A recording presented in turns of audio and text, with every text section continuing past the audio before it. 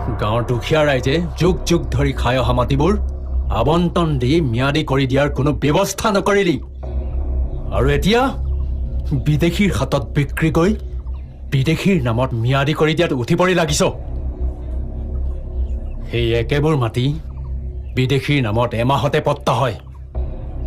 কিন্তু গাঁৱৰ দুখীয়া ৰাইজৰ নামত পট্টা নহয় পট্টা পট্টা বুলি ঘৰত বহি থাকিলে নহয় পট্টা দিয়া কিছুমান চৰকাৰী নীতি নিয়ম আছে সময় আছে আৰু আজি সেই নিয়ম সেই নীতি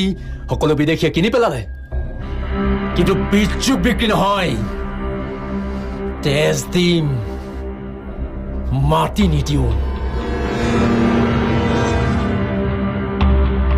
তই কাৰ লগত যুঁজিবলৈ গৈছ গম পোৱা নাই তেজ দিও জয় হ'ব নোৱাৰিবি বিজু বিজু বৰুৱা